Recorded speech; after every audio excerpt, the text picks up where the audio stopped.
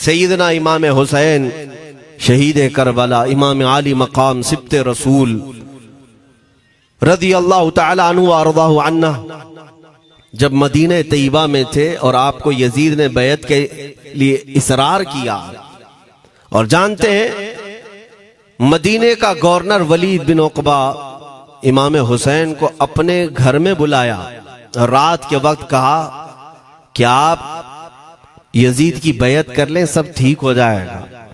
आपने एक तारीखी जुमला फरमाया था, आज वो सब मुसलमानों को याद होनी चाहिए। इमाम हुसैन ने ये नहीं कहा मैं हुसैन रसूलुल्लाह का नवासा यजीद की बैत करूंगा फासिक व फाजिर की, ये नहीं कहा आपने। तवज्जो चाहता हूं, आपने ये नहीं फरमाया, बल्कि ये फरमाया मुझ जैसा उस जैसे की बैत कैसे कर सकता है। ये क़यामत तक आने वालों के लिए मैसेज है, हुसैन जैसा कभी भी यजीद जैसे की बैत नहीं कर सकता, और ना ही वैसों की ताकत को वो मान सकता है। और अल्हम्दुलिल्लाह हमारी माओ ने बचपन से हमें हुसैन को ही सुनाया है, यजीद को नहीं। इसलिए आज अगर किसी तख्त पर यजीद बैठा हो तो हमें डर नहीं लगता इस बात का कि वो गर्दन उड़ा देगा, हमें इस बात का खौफ नहीं लगता कि फांसी पर चढ़ा देगा। हमें इस बात का यकीन है कि अगर हमारे टुकड़े भी हो जाएंगे तो इंशाअल्लाह हमारी रूहें करबला जरूर पहुंचेंगी। इमाम हुसैन के साथ क़यामत के दिन उठाए जाएंगे, हक बात करते हुए अगर दुनिया से जाएं। अजीजा ने गिरामी वकार, मैं तारीख की चंद झलकियां आपके सामने रखूंगा।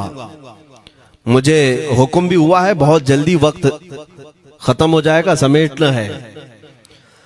मैं चंद मिसालें आपके सामने रखता हूं। ताकत किसे कहते हैं, कुव्वत किसे कहते हैं। जिम में जाकर बॉडी बनाने वाला ताकतवर है, काजू बादाम खाने वाला ताकतवर है, मुक्के मारने वाला ताकतवर है। कौन है ताकतवर? ताकत किसे कहते हैं मेरे अजीजों? असल ताकत तो ये है कि तुम इस्तेमाल अपने हाथ पैर कुछ भी ना करो, लेकिन खलबली दूसरों में मची रहे। ये असल ताकत है, ये रब ताला की तरफ से दी हुई होती है इनाम में।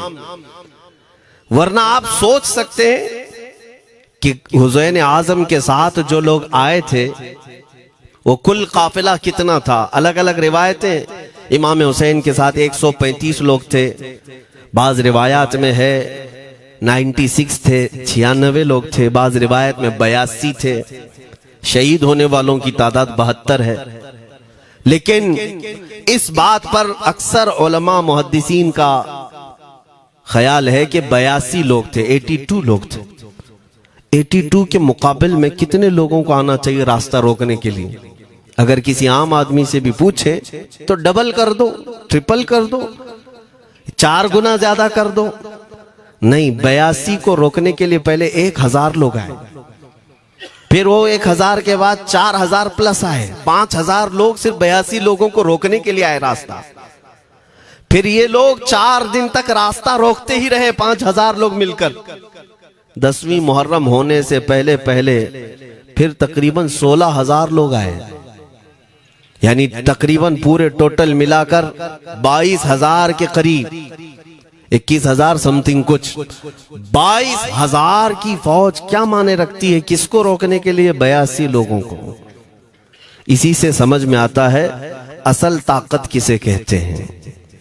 ताकत इसी को कहते हैं कि उधर 3 दिन के भूखे और प्यासे हैं, उनके खीमों में साजो सामान भी नहीं, जंग के असबाब भी नहीं, और वो जंग की नीयत से भी नहीं गए।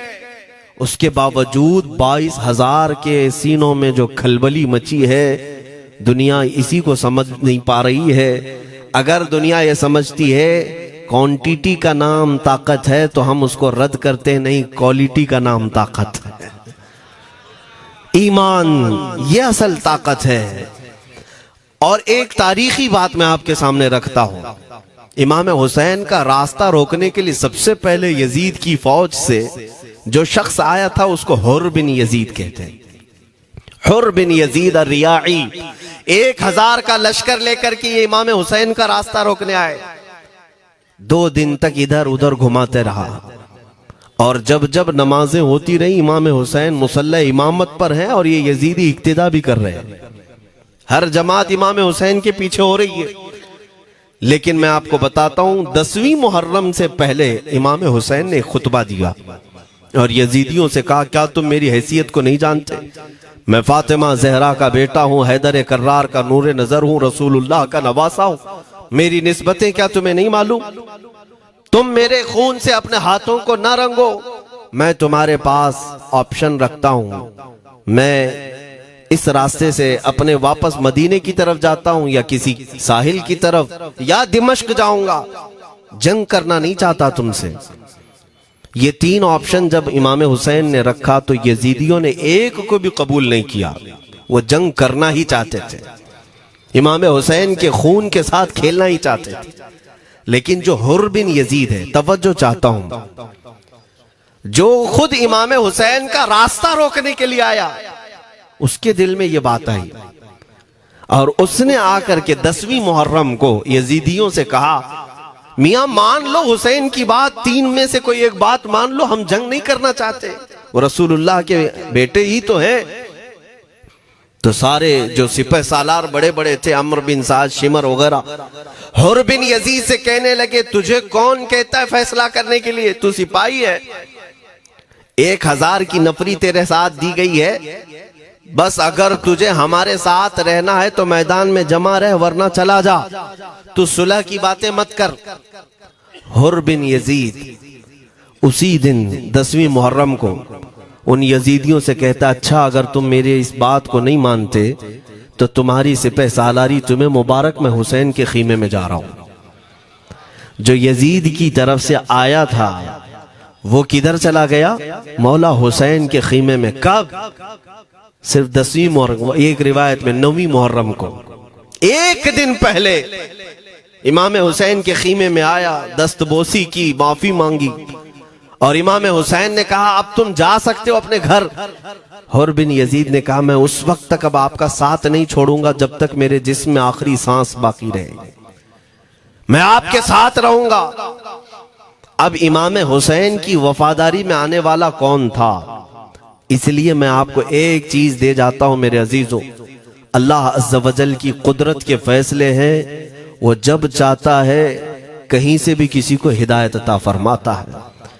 वो बातिल कुव्वतों के मौजूद पलने वाला बच्चा भी कभी रब तबारक व तआला हिदायत देता है, उसे आलिम बनाता है, और कभी काबे की छांव में पलने वाले को मौला अबू जहल भी बनाता है, गुमराह कर देता है। हुर बिन यजीद मौला हुसैन के पास आ गए। जो बात मुझे कहनी है उसके लिए मुझे इतना वाकया बयान करना पड़ा है। मैं असल पॉइंट की तरफ आता हूं, क्यों मैं ये बयान कर रहा हूं। जब 10वीं मुहर्रम को जंग शुरू हुई, अम्र बिन साद ने तीर चलाया, तो जानते हैं खीमा हुसैन की तरफ से सबसे पहले मैदान में उतरने वाला यही हुर बिन यजीद ही, यही उतरे अपने घोड़े पर सवार होकर उन्हीं यजीदियों से लड़ने के लिए जिनकी फौज में ये आए थे, उनके मुकाबिल में लड़ने के लिए गए। और जब लड़ने की इब्तिदा हुई, सुबह से दोपहर के करीब तक वो लड़ते रहे, जवाल तक। अब जो बात कहना है तवज्जो से सुनो।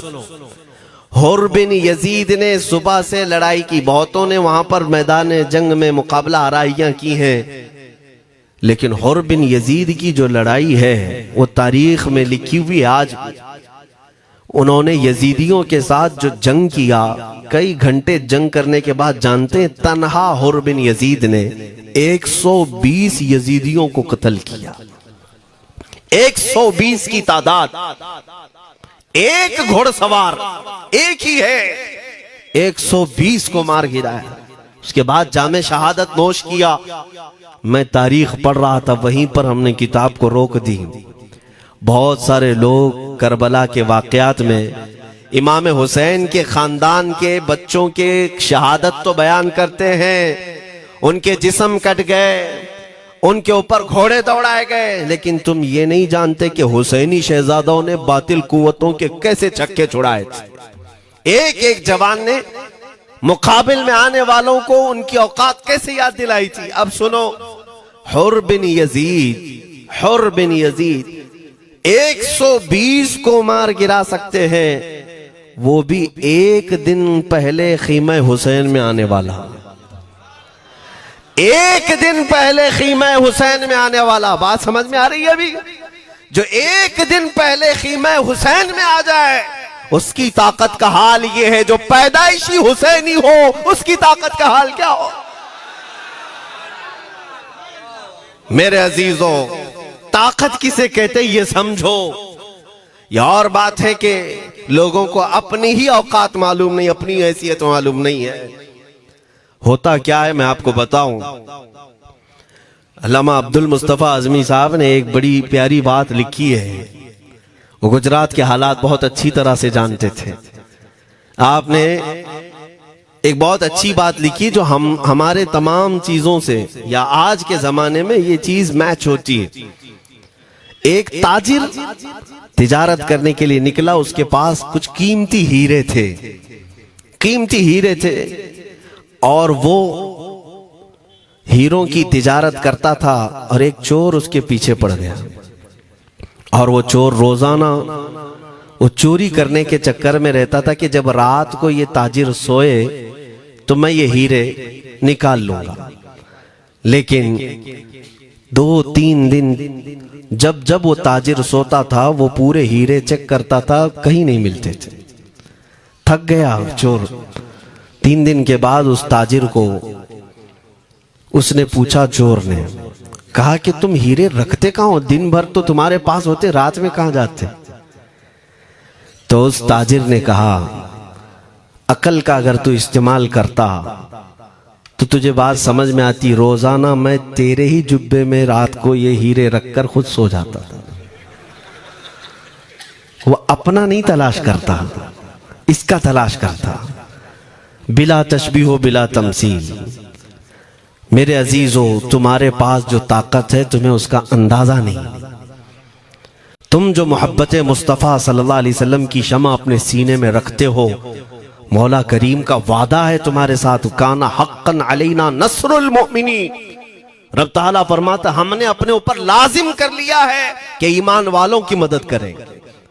और हमने मदद देखी है, रब ताला की मदद देखी है। आज के इन हालात में मुझे बताओ, भौंकने वाले भौंक ही रहे हैं, बाकी तुम्हारा क्या बिगाड़ लिया, क्या तुम्हारा खराब किया? बस ये है कि तुम अपने अंदर खलबली मत मचाओ और ज्यादा खौफ और हिरास में मत जियो। अल्हम्दुलिल्लाह मुसलमान हैं, मोमिन हैं, किसी चोर कौम से तुम्हारा रिश्ता नहीं है। तुम दुनिया की उस अजीम कौम हो जो सिर्फ और सिर्फ अपने रब ताला के हुजूर झुकती है और अपने रब तबारक व ताला के हुजूर ऐसे झुकती है। मैं चैलेंज के साथ कहता हूं, पूरी दुनिया में कोई कम्युनिटी, कोई कौम ऐसी नहीं है जो अपने खुदा को देखने के बाद ही झुकती है। जिसकी भी जाओ, उनके खुदाओं की तस्वीर वहां पर सामने होती तभी झुकते हैं। वो चाहे ईसाई हो, यहूदी हो, कोई भी हो, उन्होंने कोई ना कोई या मूर्ति बनाई है या तस्वीर बनाई है, तब वो झुकते हैं।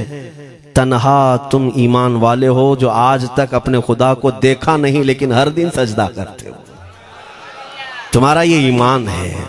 और कुरान में शुरू में ही अल्लाह ताला ने जो तारीफ फरमाई सूरह बकरा में, युमिनून बिल गैब, अल्लाह फरमाता है ये वो लोग हैं जो गैब पर ईमान रखते हैं, देखा नहीं। और दुनिया में करोड़ों मस्जिदें होंगी, किसी मस्जिद में अल्लाह की तस्वीर है? किसी मस्जिद में?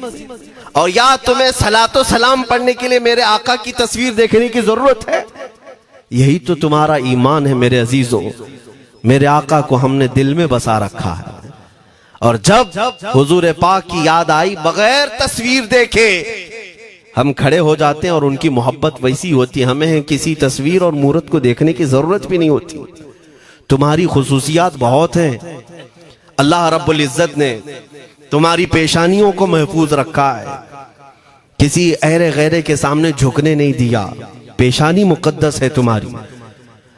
हाँ, ये तो नहीं है कि तुम किसी दरख्त पर भी चले जाओ, पत्थर पर भी चले जाओ, चूहे पर भी झुक जाओ, सांप पर भी झुक जाओ, नहीं है। एक सहाबी हैं, ईमान लाने के बाद वो कहते हैं, या रसूल अल्लाह सल्लल्लाहु अलैहि वसल्लम, दो वाकयात ऐसे हैं जो जमाने जहालत में हम करते थे। एक वाकया याद करता हूं तो रोना आता है और एक वाकया याद करता हूं तो हंसी आती है। हुजूर ने फरमाया वो दोनों क्या है बताओ। उन्होंने कहा पहला वाकया तो ये है जिसको याद करके रोता हूं कि जवानी में जब हमारे घर बेटी पैदा होती थी तो हम उसका गर्दन मरोड़ कर दफन कर देते थे। आज मुझे वो बात याद आती है तो रोना आता है कि हमने ऐसे कई बच्चियों को दफन कर दिया। अरब वाले दामाद बनाना नहीं चाहते थे और बेटियों को पहले ही मार देते थे। ये वो सहाबी कहते हैं अब याद आती है बात तो रोना आता है। मेरे आका सल्लल्लाहु अलैहि वसल्लम ने फरमाया फिर हंसी किस बात पर आती है। कहते हैं जमाने जहालत में हमारे खुदा जो होते जिनकी हम इबादत करते थे तो जब सफर में जाना होता था तो आटा गूंद करके खुदा बना लेते थे, क्योंकि सफर में जाना है और हर जगह उनको साथ में रखना था खुदा को। वो साहब ही कहते हैं सफर के खुदा और होते थे, हवा का अलग, पानी का अलग, मिट्टी का अलग, सब लेकर के चलते थे। फिर हुजूर ने फरमाया हंसी किस बात पर आती है। वो कहते हैं बीच रास्ते में अगर खाना खत्म हुआ तो कभी खुदा का हाथ तोड़ के खाते थे, कभी पैर तोड़ के खाते थे। अरे मेरे अजीजों 1400 साल बाद आज जब आप हंस रहे हैं उस सहाबी को तो इस बात पर हंसी आती होगी। मैं ये बात सिर्फ इसलिए अर्ज कर रहा हूं कि शुक्र मनाओ अल्लाह रब्बुल इज्जत का कि तुम्हें रब तबारक व तआला ने उस कौम में पैदा किया है जिसका माथा सिर्फ वहदहू ला शरीक की बारगाह में झुकती है। तुम ईमान वाले हो। और मैंने आयत यही तिलावत की खुतबे में, वला तहीनु वला तहज़नु व अंतुमुल अअलौना इन कुंतुम मुमिनीन। घबराओ मत, परेशान मत हो, तुम सबसे ज्यादा सरबुलंद रहोगे अगर तुम ईमान वाले हो। ये कुरान की आयत है। ईमान किसे कहते हैं? ईमान किसे कहते हैं? यानी अल्लाह ने फरमाया अगर तुम ईमान वाले हो तो सबसे ज्यादा कामयाब हो। अब हम पूछते हैं रसूल पाक से ईमान किसे कहते हैं? मेरे आका की जुबान से सुनो, ला युमिनु अहदुकुम हत्ता अकूना अहब्बा इलैहि मिन वालिदिही व वलदिही वन नासी अजमईन।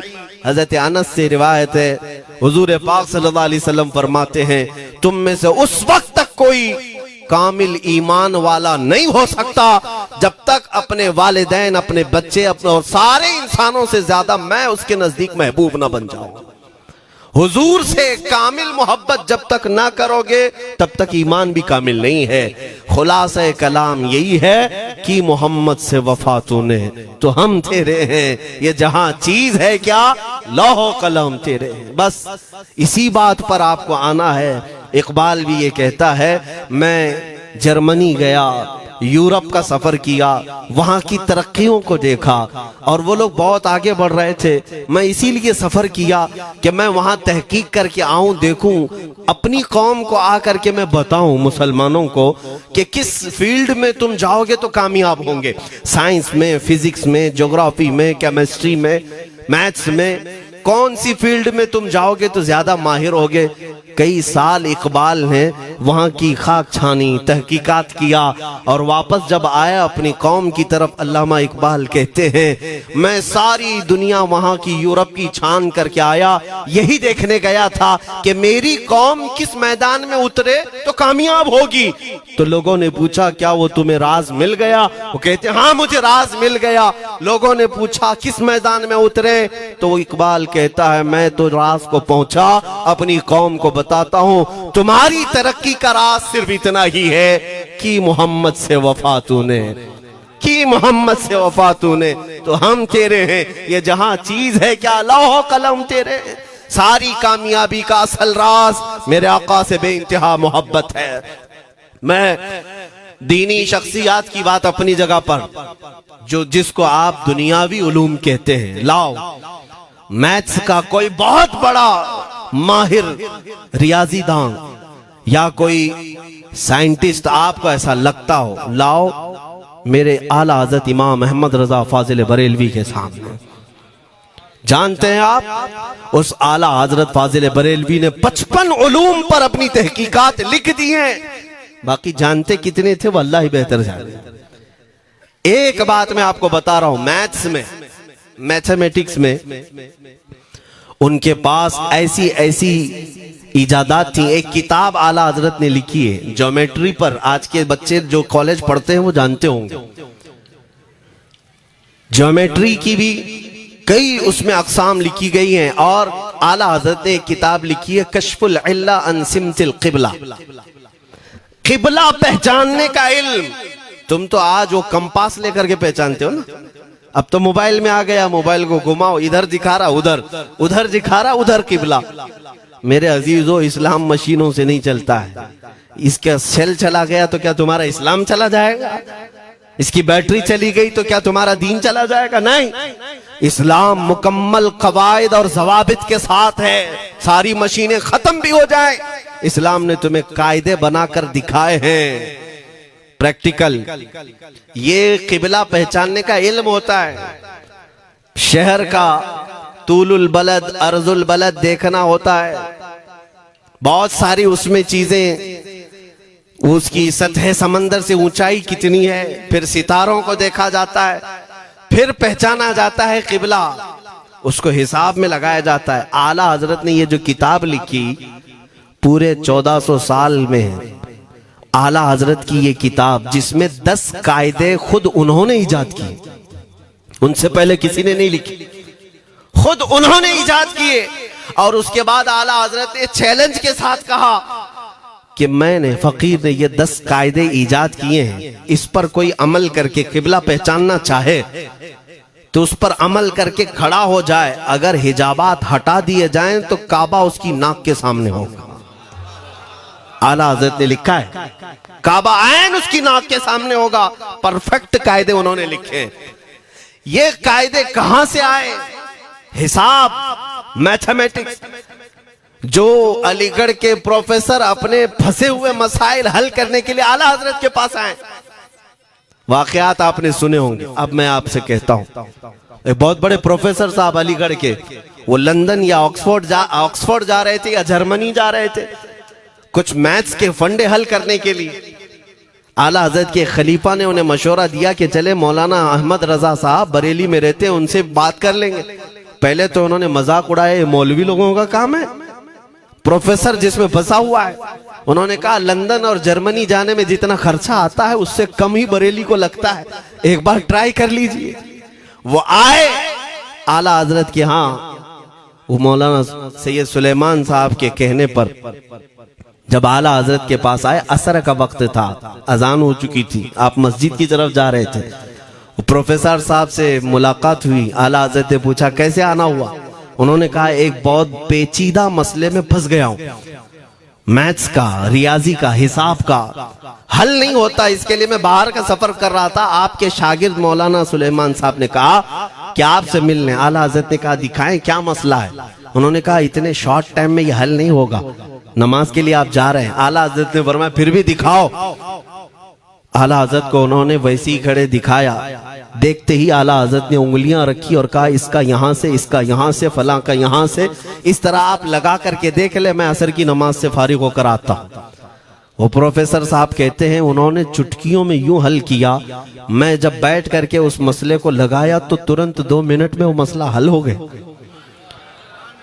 अब जिसके लिए मैं ये वाकया अर्ज कर रहा हूं सुनो। वो हैरत में आंखें फटी फटी रह गई उस प्रोफेसर साहब की।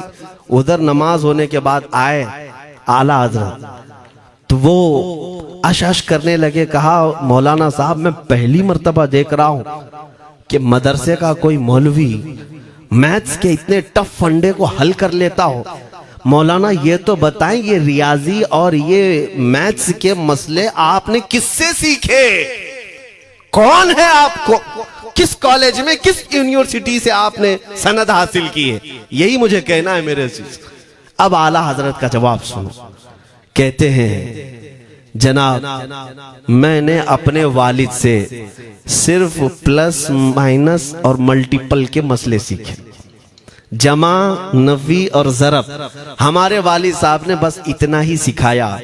और उस वक्त बचपन में मुझे मंतिक, फलसफा, ये सब किताबें पढ़ने का शौक था। मैं हिसाब के, ज्योमेट्री के ये किताबें लेकर बैठा। मेरे वालिद आए, देखा, पूछा अहमद रजा क्या पढ़ रहे हो? मैंने दिखाया ये मंतिक है, फलसफा है या हिसाब की किताबें हैं। मेरे वालिद ने वो किताबें अपने हाथ में ले ली और कहा, जा रसूलुल्लाह की हदीसें पढ़, सदक़े में सारे इल्म दे दिए जाएंगे। आला हज़रत फरमाते हैं, उसके बाद मैंने अपनी जिंदगी मेरे मुस्तफा के कदमों में लगा दी। ये जो आप देख रहे हैं ये मेरे मुस्तफा के कदमों से छनकर मुझे मिला है। बस बात समझ जाओ, ताकत इसी को कहते हैं। नबी पाक सल्लल्लाहु ताला अलैहि वसल्लम से बेइंतहा मोहब्बत करने वाला वो दुनिया के किसी मैदान में भी तन्हा नहीं होता, तन्हा नहीं होता। अजीजा ने गिरामी वक़ार, मैं इस बात की तरफ आपको ले जाता हूँ। एक सहाबी हजरत सलमा बिन अकवा रदियल्लाहु ताला, इनको राजिलु रसूलिल्लाह कहा जाता है। हुजूर सल्लल्लाहु अलैहि वसल्लम के ऐसे सिपाही जितने गज़वात में गए, जितनी जंगों में गए, कभी घोड़े पर नहीं बैठे, पैदल। और वह ऐसा पैदल चलते थे कि कोई घोड़ा भी उनके साथ नहीं पकड़ पाता उनको जब वो भागते थे। घोड़ा भी अपनी तेज रफ्तारी के बावजूद उन्हें नहीं पकड़ पाता। उनको लक़ब मिला था राजिलु रसूलिल्लाह, छल करके सफर करने वाला रसूलुल्लाह का सिपाही। एक बार ऐसा हुआ, एक बनु कार्रा का शख्स जिसका नाम अब्दुर्रहमान है, ये मुनाफिक था, खबीस था।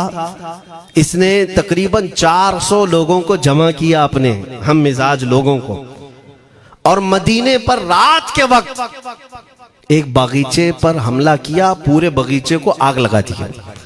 और उसके बाद फिर जो खजूरें थी वहां से सब लूट लिया, लूट करके अपने घोड़ों पर रख लिया और निकल पड़ा। उस वक्त सिवाय हजरत सलमा बिन अकवा के कोई नहीं था। उधर 400 लोग लूट मार कर रहे हैं और खजूरें जमा कर रहे हैं, और ये तन्हा साहबी। इस साहबी का हाल ये है, घोड़ा भी नहीं होता था कभी नहीं। अब इनको जलाल आया कि मेरे मुस्तफा के शहर की एक खजूर भी मैं बाहर जाने नहीं दूंगा जो चोरी करके जा रहा है। उसके बाद आपने पीछा करना शुरू किया। और हकीकत देखें, आप जब हदीस पढ़ेंगे, आला हजरत ने अल मलफूज में भी इसको नकल फरमाया, जब तक मैं ये हदीस पढ़ रहा था इतनी हंसी भी आती है और उनकी इस बहादुरी पर दिल खिल जाता है और सीना चौड़ा होता है कि वो अकेले किस बात पर भाग रहे थे। उनके पीछे 400 लोगों के पीछे भाग रहे। अच्छा, कोई ये कहे कि नादान आदमी है, 400 लोगों को नहीं देख रहा, अकेला भाग रहा है, हो सकता है इनको कोई कह दिया हो, लेकिन मुझे हैरत उन 400 पर हो रही है जो एक से डर के भाग भी रहे थे। वो भी भाग रहे हैं, एक दौड़ा रहा है और 400 भाग रहे हैं। वह अब्दुर्रहमान कार्रा का रहने वाला कारी भागा जा रहा है और सबसे कह रहा है सलमा बिन अकवा से अपनी अपनी जान बचा लो। इसीलिए मैं कहता हूं ये बुज़दिल कौमें हैं, मेरे मुस्तफा के गुलामों का मुकाबला करने की सकत नहीं रखती जिसके सीने में इश्क़ मुस्तफा हो। 400 भागते रहे और ये भगाते रहे बहुत दूर तक। जब हज़रत सलमा बिन अकवा भागते थे तो घोड़े भी पीछे पड़ जाते, और आप जैसे जैसे कोई घोड़सवार आता उसकी टांग पकड़कर खींचते और उसकी गर्दन पर पैर रखते, फिर आगे निकल पड़ते थे। न जाने कितनों को उन्होंने तन्हा अपने हाथों से गिराया, कोई मुकाबला करने को तैयार नहीं। गिराते भी हैं और उनकी गिरी हुई खजूरें जमा भी करते हैं कि मुझे मदीने वापस ले जाना है। उस सहाबी को मैं पढ़ता हूं, अजीजा ने गिरामी खजूरें जमा करते रहे और उन्हें भगाते रहे। आखिर में वो 10-10 की टुकड़ियों में बदल गए। वो अब्दुर्रहमान कार्रा का रहने वाला कहने लगा, एक साथ मत भागो, ये अकेले सबको भगा रहा है, 10 इधर जाओ, 10 उधर जाओ, 10 उधर जाओ। जालिमों, पलट कर मेरे मुस्तफा के गुलाम का मुकाबला करके देखते हैं, लेकिन किसी से नहीं हुआ। वो पहाड़ की चोटियों में चले गए। हजरत सलमा बिन अकवा पहाड़ पे भी चढ़ने लग गए। तो अब्दुर्रहमान कार्रा वो कहता है वहीं से चीख करके, सलमा बिन अकवा तुमको क्या चाहिए, क्यों पीछा कर रहे हो? कहा, मैं शहरे रसूल की एक खजूर भी जब तक तुम्हारे पास होगी पीछा करता रहूंगा। उसने वहीं से अपने सारे साथियों को पुकार कर कहा, सारे लोग खजूरें फेंक दो, अपनी जान बचा लो। सबों ने खजूरें दे दी। हजरत सलमा बिन अकवा पूरी खजूरें जमा की, कितनों को रोनते हुए वापस आने लगे। जानते हैं एक सहाबी और है हजरत अबू कुतादा, जिनको फारिसु रसूलिल्लाह कहा जाता है। उनका घोड़ा दौड़ता हुआ, उनको दौड़ाता हुआ हजरत अबू कुतादा उस पर हैं और 10 लोग और साथ हैं। वो हजरत सलमा बिन अकवा की मदद के लिए आ गए। जब वो आए तो ये अक्सर को तो गिरा चुके थे, खजूरें ले भी चुके थे। हजरत अबू कुतादा 10 सहाबा के साथ जब आए, हजरत सलमा बिन अकवा की और मदद हो गई। अब ये मदीने आने लगे तो तवज्जो चाहता हूं। हजरत सलमा बिन अकवा ने पूछा, मैं तो अकेला दौड़ा रहा था, कोई मुझे न देखा था, न ये वाकई की किसी को खबर थी, तुम यहां तक कैसे आए? तुमको किसने भेजा मेरी मदद के लिए? मुसलमानों याद रखो, मेरे मुस्तफा की वफादारी में जब कोई निकलता है तो कहां से मदद आती है अंदाजा भी नहीं होता। हजरत सलमा बिन अकवा ने उनसे पूछा, अबू कुतादा से, तुम आए कैसे?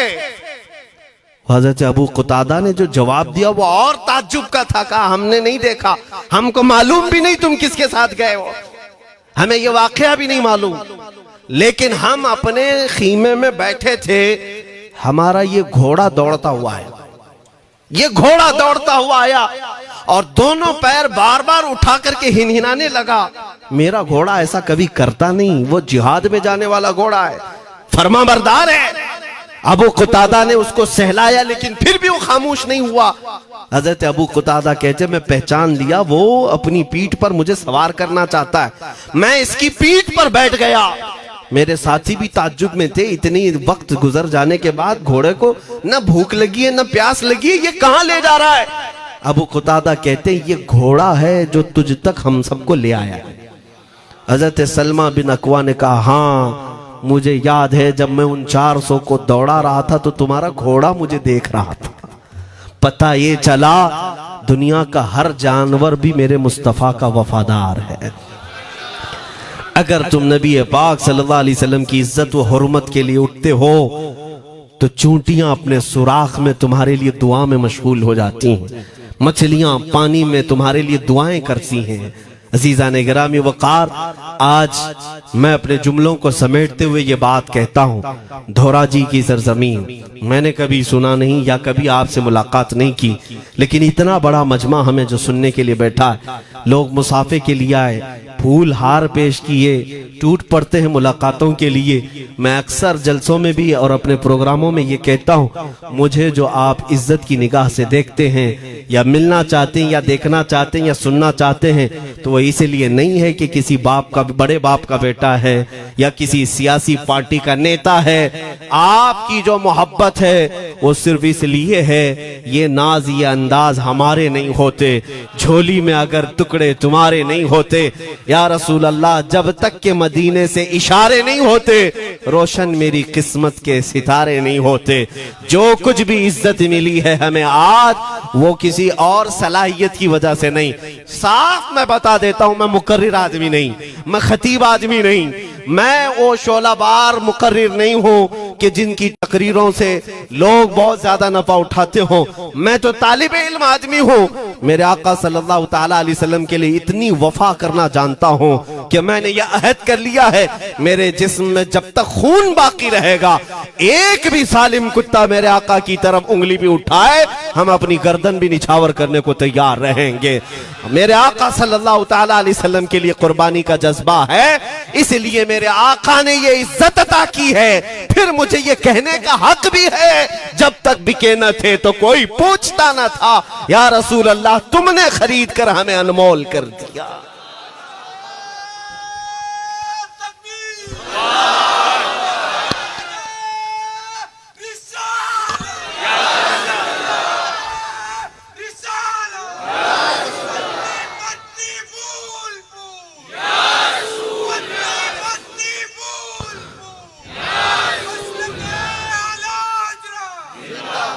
मेरे अजीजों, इस बात पर आज तुम्हारा इत्तिहाद होना है, आज तुम्हारा इत्तिहाद होना है। मैंने काफी इलाकों के दौरे की और देख लिए, लोग जो कहते हैं हम बिखरे हुए हैं, बटे हुए हैं, टुकड़ों में हैं, लेकिन मैंने सबको देखा, यकीनन फिरकों में भी बटे हैं, सिलसिलों में भी।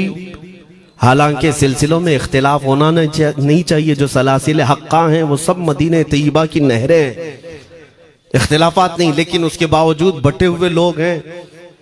एक दूसरे से मुसाफा नहीं करना चाहते, एक दूसरे के पीछे नमाजें नहीं पढ़ना चाहते, जो खाली सुन्नी होकर भी, ईमान वाले होकर के भी। मैं बहुतों से ये शिकायतें सुना कि हम में बहुत सारे इख्तिलाफात हैं, लेकिन इसका हल तकरीरें हैं, तहरीरें हैं, लोगों को समझाना है, इस्लाह करना है, सब करके देख लिया।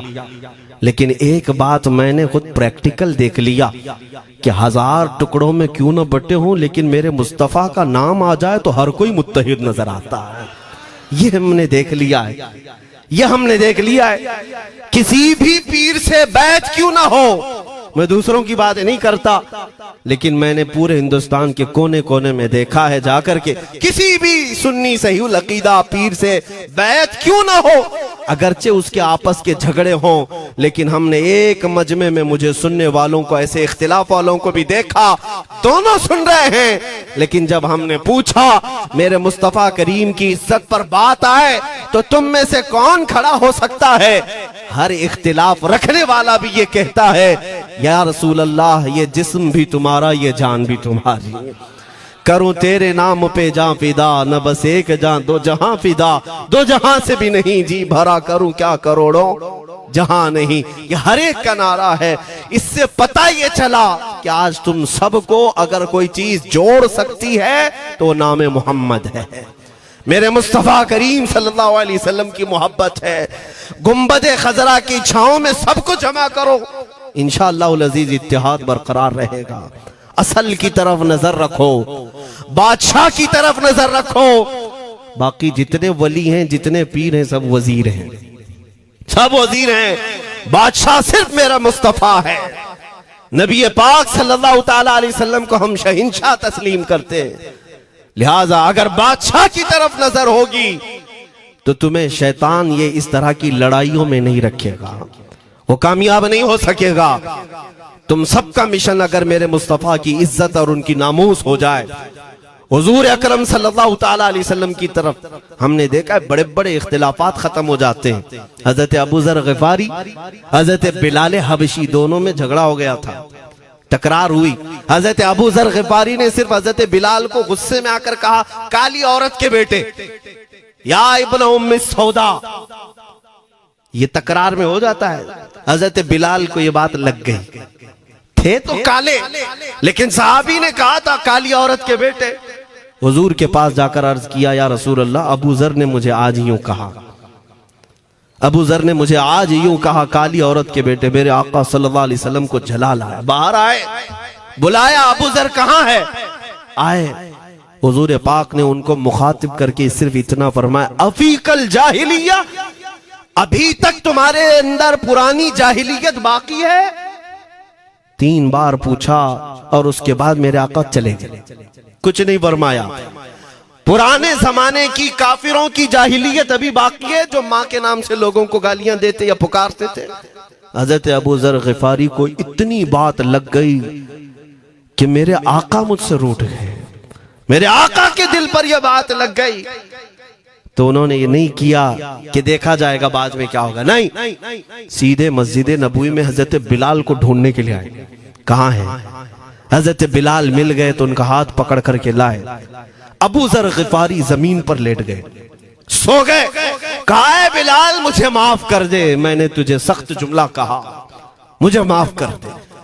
हजरत बिलाल ने कहा, ठीक है, मैंने माफ कर दिया, हो गई बात। लेकिन हजरत अबू जर गिफारी ने कहा, नहीं, मेरा दिल इस पर सुकून नहीं मानेगा। एक काम करो ए बिलाल, तुम अपना ये पैर मेरे चेहरे पर रगड़ो, ये तुम्हारा तलवा जिसको मैंने काला कहा था, उसी तलवे से मेरे चेहरे पर तुम रगड़ो, ताकि मुझे मेरी हैसियत पता चल जाए। हजरत बिलाल क्या उनकी बात पर अपना पांव उनके चेहरे पर रगड़ देते? दोनों हाथों से उनको जमीन पर उठाया और सीने से सीना लगाया। कहा है अबू जर, कैसी बात करते हो? जिस आका के तुम गुलाम हो, उसी आका का मैं भी गुलाम। मैंने ये तारीख में पढ़ा है, अगर सख्तियों को कोई चीज जोड़ सकती है तो वो मेरे आका की मोहब्बत है और मुस्तफा करीम की मोहब्बत है। तुम्हारे सीने चौड़ा कर देगी, तुम्हारा दिल कुशादा कर देगी, तुम अपनों को एक्सेप्ट करने लग जाओगे अपने नबी की निस्बत पर। हाँ, एक बात याद रखें, मैं ये सिर्फ मेरे आका की निस्बत वालों के लिए कह रहा हूं। बाकी हमारा अकीदा तो ये है, नबी से हो जो बेगाना उसे दिल से जुदा कर दे, पिदर मादर बिरादर जानो माल उन पर फिदा कर दे। हम उसको मानते ही नहीं, चाहे बाप हो कि माँ हो, जो मेरे नबी को नहीं जानता, जो मेरे आका की अजमत को नहीं पहचानता। मैं उनके बारे में नहीं कहता। हाँ, हमारे एक उस्ताद बुजुर्ग उन्होंने फरमाया था कि बेटा बात करने का लहजा नरम रखना हमेशा। बहुत सारे लोग हमारी तकरीरों को अभी अभी जो सुनते हैं वो कहते हैं बहुत कड़क बोलते हैं, सख्त बोलते हैं। मेरे अजीजों, पिछले 15 साल से करते हैं हम तकरीरें, अखलाकियात पर, तसव्वुफ पर बहुत सारे नरम अंदाज में गुफ्तगू करने के हम आदी थे। वो सब नहीं देखते, लेकिन जहां हम थोड़ा सा चीखते हैं या गरज के साथ बोलते हैं, वो बहुत जल्दी किसी को लगती है और कहते हैं आप बहुत कड़क लहजे में कहते हो। 90% हमने नरम लहजे में बात किया है, लोगों को अखलाकियात सिखाया है। चोरी, जिना, डकैती, सूद, शराब, इन सब की मजम्मत पर बयानात हमने रिकॉर्ड किए। वो सब नजर नहीं आता, लेकिन सख्त जुमले बहुत जल्दी नजर आते हैं। लेकिन ये मैं क्यों करता हूं वो भी आपको बता दूं। हमारे एक बुजुर्ग उस्ताद ने फरमाया, कहा कि बेटा नरम गुफ्तगू करने की आदत रखना, इसलिए कि मेरे आका सल्लल्लाहु अलैहि वसल्लम की सुन्नत है नरमी से कलाम करना।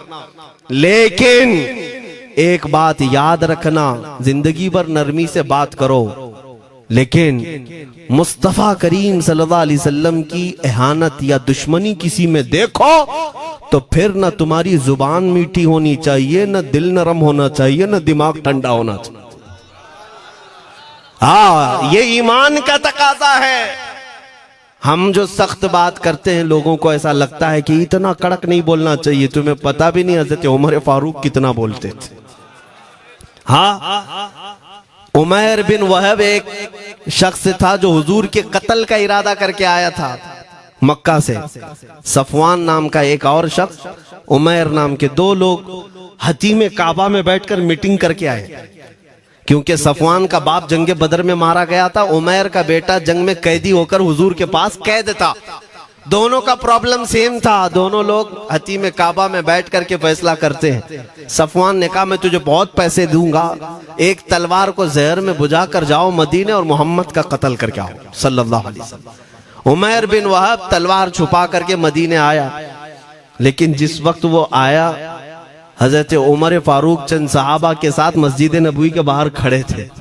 देखते ही उसकी गर्दन में जो है ये गमछा डाला, रुमाल, और कहा खुदू हादल कल, पकड़ो इस कुत्ते को। ये हजरत उमर की जुबान से निकलेंगे, कहते हैं पकड़ो इस कुत्ते को।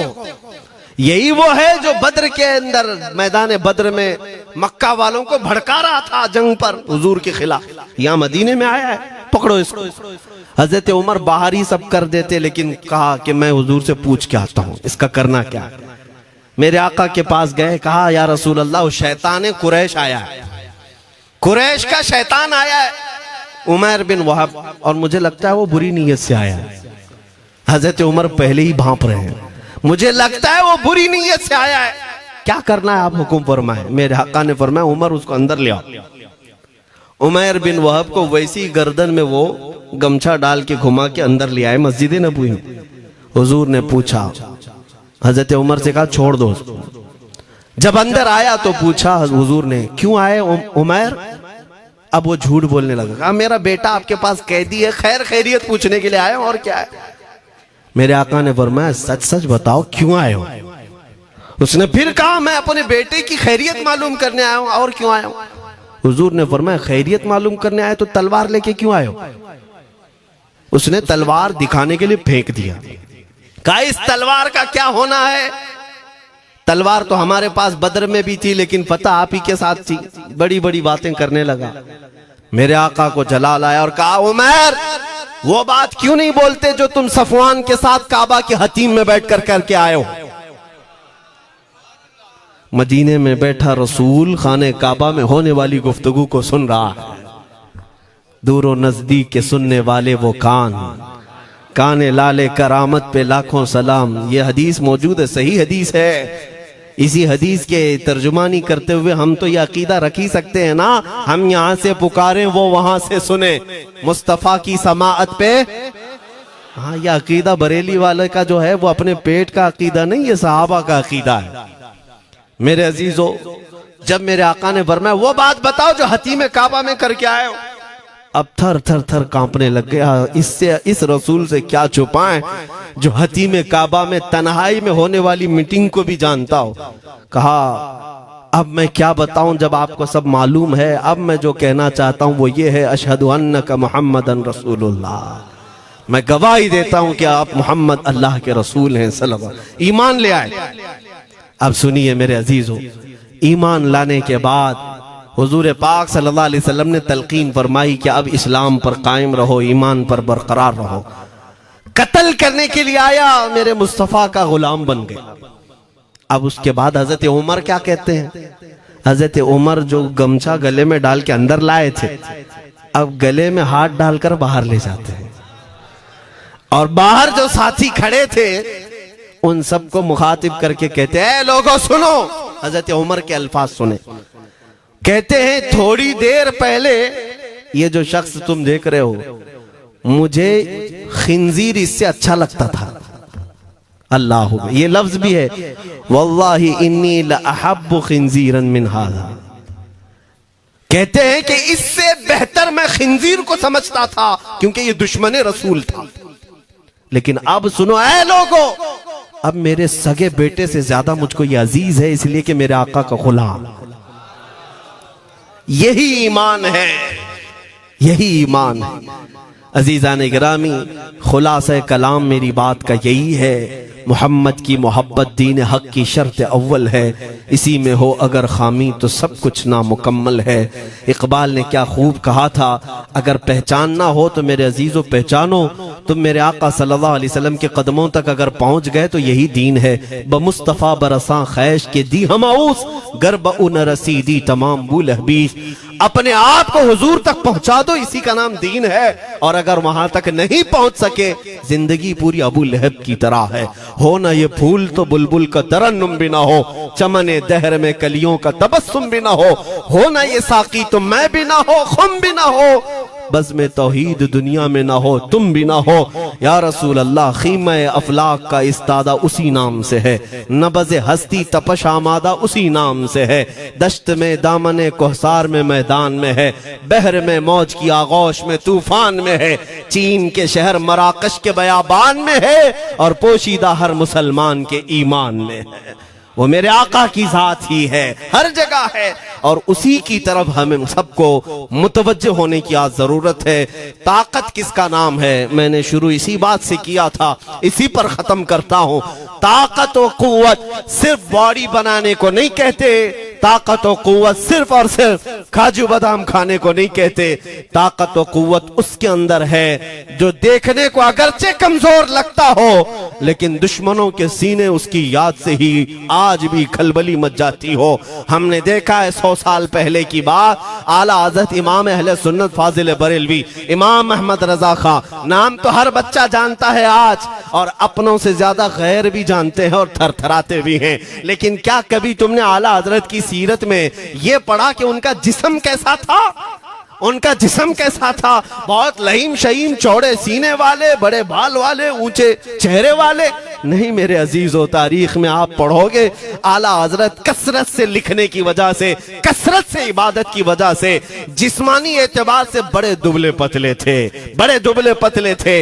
लोग देखने वालों ने यह कहा है जिस्मानी साख्त ऐसी नहीं थी कि कोई पहलवान नजर आता हो, दुबले पतले थे, नहीफ थे, देखने में कमजोर लगते थे। लेकिन मजाल है जब वो आशिक रसूल का कलम चलता था, कलम चलता था, और वो भी यूं पुकार कर कहता था ये रजा के नेज़े की मार है, कि आदू के सीने में गार है, किसे चारा जोई का वार है, कि ये वार वार से पार है। और फिर उन काफिरों को कहा था उस इमाम अहले सुन्नत ने, किल के रजा है खंजरे खूंखार बरकबार। ये कोई दावा नहीं कर सकता आज। किल्क किसको कहते हैं समझा भी देता हूं मैं आपको। किल्क रजा, आला हज़रत अपने कलम को कह रहे हैं, किल्क मतलब कलम, रजा का कलम कैसा है? खंजरे खून खार बरकबार, यानी खून पीने वाला खंजर और चमक पैदा करने वाली जो बिजली होती है। आला हज़रत बड़े नरम दिल भी थे, रहम दिल भी थे। अपनों को जब नवाजते थे तो बेहिसाब नवाजते थे। आजिजी ऐसी कि बच्चों से भी माफी मांगते, आजिजी ऐसी, और अपने पीर खाने पर जाने की बात आए तो चप्पलें कितनी दूर छोड़ जाए। गुरूर और घमंड की बात नहीं, लेकिन जब मेरे मुस्तफा के दुश्मनों से मुकाबले की बात आती तो यूं कहते, तुम क्या समझते हो किल के रजा है खंजरे खूंखार बरकबार, आदा से कह दो खैर मनाए न शर करे। ये बात ईमान के तकाजे की है। मैं आज हर आलिम से मिंबर पर बैठे हुए और हर मोमिन से यही कहना चाहता हूं, जो मेरे मुस्तफा की इज्जत की बात आए सर चढ़कर बोलना सीख जाओ। मेरे आका ने फरमाया है, जालिम और जाबिर बादशाह के सामने हक बात का ऐलान करना सबसे अफजल जिहाद है। और ये तो कर ही सकते हो। उन पाखंडियों को लफ्ज़े जिहाद से भी डर लगता है और लफ्ज़े जिहाद पर ही बड़ा प्रोपेगेंडा करते हैं। मुझे इस बात का कोई खौफ नहीं। हाँ, लोग ये कहते हैं मौलाना जिहाद के लफ्ज पर थोड़ा साइड होकर के बात कर लेते हैं। तुम बुज़दिल क्यों बने जा रहे हो? लफ्ज़े जिहाद एक पाकीज़ा लफ्ज है, मुकद्दस लफ्ज है। इस लफ्ज को अगर निकाल दिया तो मेरे आका की आधी सीरत खत्म हो जाएगी। कैसे बताओगे नबी पाक की सीरत? बदर को क्या कहोगे? तकरार हुई थी। खंदक, ओहद, तबूक, खैबर, ताइफ, ये सब को क्या कहोगे? तकरार हुई थी। जिहाद लफ्ज है, सेल्फ डिफेंस का नाम है। इतना हक तो हर एक को है मेरे अजीजों। लेकिन ये तो आज मैं ये बात भी नहीं कर रहा हूं तुमको तलवार उठाओ, बंदूक उठाओ, गोली मारो, बंदूक से लो, ये सब बातें तो हम करते भी नहीं, हमें जरूरत भी नहीं। लेकिन हमें पता है हमारे अल्फाज ही काफी हैं। मेरे आका सल्लल्लाहु ताला अलैहि वसल्लम की मोहब्बत जिसके सीने में हो, मेरे आका ने जब ये फरमाया है कि हक बात का ऐलान करना सबसे अफजल जिहाद है, तो इस पर तो हर कोई आज अमल कर सकता है। हक बात कहो, मिंबरों से कहो, और ट्रस्टियों से भी कहता हूं उलमा को कहने की आजादी भी दो कि वो बुज़दिल न बनाए। खौफ न रख रजा जरा, तू तो है अब्दे मुस्तफा। एक बात समझ करके चले, हम मुल्क के खिलाफ, कानून के खिलाफ नहीं बोलना चाहते। मुल्क हमारा भी है, देश हमारा भी है, और यहाँ के कवानीन जिस पर हम अमल कर रहे हैं, खुशी से अमल कर रहे हैं। लेकिन इन जालिमों ने क्या बना दिया है, इनके नजदीक देश पूरा मोदी है। हाँ, इन साहब के बारे में मत बोलो, वो देश है। कल को अगर नहीं रहे तो देश चला जाएगा। मेरे अजीजों, किसी व्यक्ति, किसी शख्स की गलत पॉलिसियों पर तनकीद करने का नाम देश के खिलाफ बोलना नहीं है। हम अपने देश से मोहब्बत ऐसी करते हैं, ऐसी करते हैं। आज भी आजादी का दिन है ना, आजादी का दिन है। ये लगे हाथों ये बात कह करके गुजरता हूं। आज भी जाकर के देखें, इंडिया गेट पर सबसे ज्यादा शहीदों के नाम जो लिखे गए हैं वो मुसलमानों के हैं। इनको क्या पता है 1857 से जो अंग्रेजों के खिलाफ लड़ रहे थे, ये लड़ रहे थे। आजादी का परचम सबसे पहले बुलंद करने वाला कोई संगी नहीं था, वो शहीद टीपू सुल्तान था। सबसे पहले तोपमैन हिंदुस्तान का, अंग्रेजों के खिलाफ आवाज बुलंद करने वाला। पूरे अंग्रेज उसके खिलाफ खड़े थे। इनको आज बोलने की तौफीक भी नहीं मिलती। और उसके अलावा वो उलमा की बात कहां चली गई आज? अंग्रेज तारीखदान ने लिखा है कि सबसे ज्यादा हमें खतरा हिंदुस्तान में मुसलमानों से था, और हमने दिल्ली से लेकर कश्मीर तक कोई एक झाड़, कोई एक दरख्त बाकी नहीं था जिसमें हमने एक आलिम को लटकाया नहीं था फांसी पर।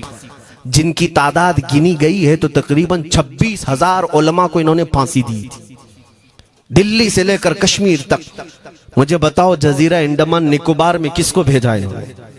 मौलाना फजल हक खैराबादी, इनायत अहमद काकोरवी, ये तमाम वो लोग हैं। अल्लामा इनायत अहमद काकोरवी, जिनकी किताब आज तकरीबन हर मदरसे में पढ़ाई जाती है, इल्म उस्सिक़ा। ये किताब यहाँ चटाई पर बैठकर लिखी हुई नहीं, उस जेल की दीवारों पर लिखी हुई किताब। उसको पढ़ करके आज बच्चे आलिम बनते, हम भी पढ़े। ये वो लोग हैं जिनको सिर्फ और सिर्फ हक बात कहने की बुनियाद पर जिंदगी भर जेल में डाल दिया गया। आज ढूंढ करके निकालो मौलाना फजल हक खैराबादी का मजार कहाँ है, और अंडमान निकोबार में। जहां काला पानी की सजा दी जाती थी। किफायत अली काफी का नाम सुना है मेरे अजीजों? ये नाम का जिक्र आना तो हक बनता है आज की रात जरूर। मुरादाबाद शहर का वो आलिम रब्बानी, वो सिर्फ और सिर्फ मुजाहिद आजादी नहीं बल्कि फना फिर रसूल भी था। आप इसी से अंदाजा लगा ले, आला हजरत जैसा आशिक, हदायके बख्शिश लिखने वाला। आला हजरत के अशार तो पता है ना, इमामुल कलाम कहते हैं। आला हजरत की नातों को इमामुल कलाम कहते हैं। सारे कलामों का इमाम आला हजरत की नाते हैं। पढ़ करके देख लो, वजद आ जाए हुजूर की नाते। लेकिन उस आला हजरत से पूछा गया आप किसकी नाते पसंद करते हैं? आला हजरत फरमाते हैं मैं सिर्फ दो ही लोगों की नाते सुनता हूं, या तो हसन रजा बरेलवी की या अल्लामा किफायत अली काफी की। आला हजरत जिसकी नाते सुनते हो, इसी से अंदाजा कर सकते हो किफायत अली काफी कौन थे। मैं अक्सर जगहों पर इनका तस्करा करता हूं ताकि बच्चों के जहनों में ये बात मुंतकिल हो जाए। अब मैं आपको बताऊं, उनकी जुबान में अल्लाह ने वो ताकत दी थी कि वो जब इश्क़ रसूल पर बोलते थे तो हजारों का मजमा रोने लगता था, उनकी तरफ आ जाते। और अंग्रेजों को ये बात कतान पसंद नहीं थी। उन्हें कई तरह से गिरफ्तार करने की कोशिश की गई। आखिरकार एक मुनाफिक के जरिए से मौलाना किफायत अली काफी को गिरफ्तार करने के लिए अंग्रेज आए। कितने जानते हैं? 3000 लोग आए एक आलिम को गिरफ्तार करने। हमेशा कुत्ते झुंड में ही आते हैं। हाँ, मॉब लिंचिंग भी जो है ना, कुत्ते झुंड में ही करते हैं। किफायत अली काफी रहमतुल्लाह अलैह को गिरफ्तार करके ले गए दारुल इमारत में। अंग्रेजों ने रात के वक्त किफायत अली काफी के कपड़े खोले और उनके जिस्म पर गर्म इस्त्री फेरी। स्त्री से पूरा दागते थे और जब चमड़ी जल जाती थी तो उस पर नमक छिड़कते थे। हफ्ता भर तक अल्लामा किफायत अली काफी को उन्होंने ये दर्दनाक सजाएं दी। बीच में कई मर्तबा उनको सामने ऑफर रखा, तुम बदल लो अपनी बातें, छोड़ दो अपनी इस कौम को वरगलाना, छोड़ दो ये सब जो तुम तकरीरें करते हो, हम अपने हुकूमत में तुम्हें ले लेंगे, वजीफा भी देंगे, ओहदा भी देंगे। किफायत अली काफी रहमतुल्लाह अलैह ने फरमाया तुम गलत जगह हाथ मारे हो। हाँ, ये वो जगह नहीं है जहां से 500 पाउंड लेकर के कौवा भी हलाल कर दिया जाए, हर चीज जो है तुम्हारे हिसाब की बना दी जाए। ये वो जगह नहीं है। किफायत अली काफी रहमतुल्लाह अलैह ने कहा मेरा दीन इतना सस्ता नहीं है, इतना सस्ता नहीं है। उसके बाद उन्होंने कहा तो फिर तुम मरने के लिए तैयार रहो। कहा खुशी से। 8 दिन के बाद उनको एक चौराहे पर ले जाकर फांसी का फंदा लगाया गया और पूरे मजमे में आपको फांसी के लिए चढ़ाया गया। अंग्रेजों ने पूछा था कोई आखिरी वसीयत है तुम्हारी, कोई आखिरी ख्वाहिश है तो बता दो लोगों में। फांसी पर चढ़ने वाला ये कहता होगा मेरी बीवी से मिल लूं, बच्चों से मिल लूं, जायदाद प्रॉपर्टी की वसीयत कर दूं, मेरे बाद कौन बैठेगा वो कह दूं। लेकिन किफायत अली काफी की बात पर कुर्बान जाओ। उस भरे मजमे में कहते हाँ मेरी आखिरी ख्वाहिश एक ही है, एक बार नाते रसूल पढ़ लो। अल्लाह अल्लाह, एक बार नाते रसूल पढ़ लो। उन्होंने कहा ठीक है तुम्हारी इस ख्वाहिश का हम अदब करते हैं, कर लो। किफायत अली काफी रहमतुल्लाह अलैह फांसी के फंदे पर चढ़ने से पहले क्या मगन होकर के गुनगुना रहे थे। यूं कह रहे थे कोई गुल बाकी रहेगा न चमन रह जाएगा, पर रसूलुल्लाह का दीने हसन रह जाएगा। अतलसो कम ख्वाब की पोशाक पे नाजा न हो, इस तने बे जान पर खाकी कफन रह जाएगा। सब फना हो जाएंगे हश्र तक काफी वो, लेकिन नाम हजरत का जुबानों पर सुखन रह जाएगा। ये नाते पाक गुनगुनाते हुए चढ़ गए फांसी के फंदे पर। लोगों ने देखा फांसी तो लगी लेकिन लबों पर उसी तरह की मुस्कुराहट थी। क्यों? ये राज है मेरे अजीजों, मरने वाला ही जानता है। फंदा बाद में लगता है, आमिना का लाल पहले तशरीफ लाता है। मौत का दर्द उसे क्या होगा जो जमाले मुस्तफा देख रहा हो, मेरे आका सल्लल्लाहु ताला अलैहि वसल्लम की तरफ महव हो। अब सुनो, मैं ये बात क्यों कह रहा हूं, तुम इन बातों से घबराना नहीं, इन बातों से डरना नहीं कि कल को अगर आपके मिंबर पर बैठकर खिताब करने वाला ये आपका गुलाम मर जाता है, कट जाता है, कोई मुझे मार देता है, तो इस बात का यकीन रख लेना दीन रुकेगा नहीं।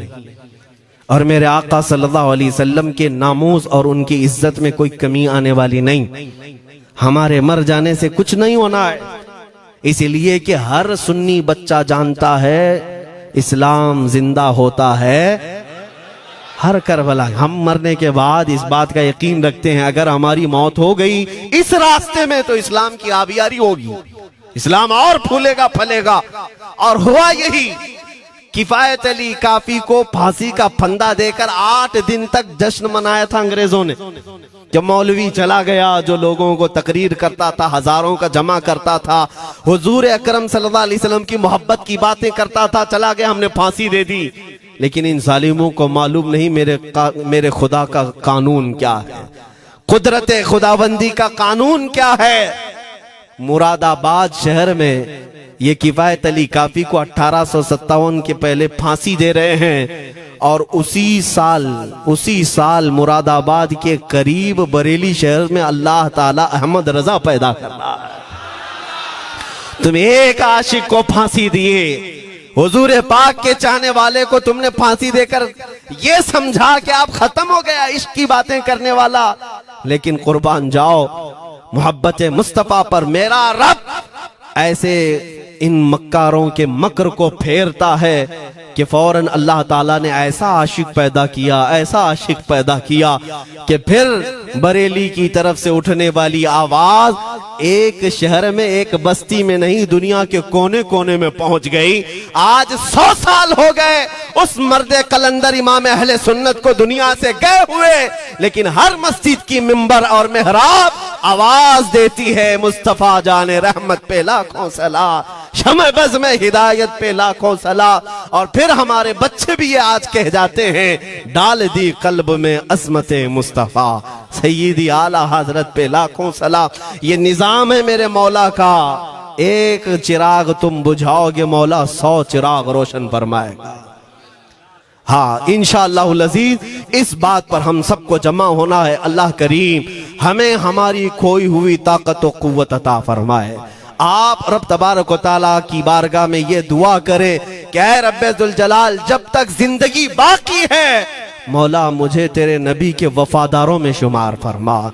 इसलिए मैं जब भी हुजूर की बारगाह में अरीजा पेश करता हूँ तो ये जरूर कहता हूँ, आखा बद हैं तो आपके, भले हैं तो आपके, टुकड़ों पे यही के पले हैं, रुख किधर करें, तुझसे जो मुंह छुपाएं तो करें किसके सामने। या रसूल अल्लाह, क्या किसी और से तवक्को नजर की है? हमारा मानना तो ये है, मैंने देखा भी है अपने बच्चों को, और हम कहते हैं मेरे आका की बारगाह में, आका गुनहगार तो हो गए लेकिन आपके गद्दार नहीं है, गद्दार नहीं है। जब तक गद्दार नहीं होंगे मेरे आका की तरफ से तुम्हारे लिए हमेशा इस्तकबालिया खुला रहेगा। आओ मेरे अजीजों, इस बात पर मैं गुफ्तगू को खत्म करता हूँ आज के इस उर्स मुबारका में। और आज आजादी की ये रात है, हम बारगाह मुस्तफा में अरीजा पेश करते हैं, या रसूल अल्लाह, आपको इस वतन से बूए वफा आई थी, मेरे आका इस वतन की तरफ नजरे करम फरमा दे। क़यामत तक आने वाली हमारी नस्लों में मेरे आका सिर्फ आपके आशिक ही पैदा हो, कोई गद्दार ना पैदा हो।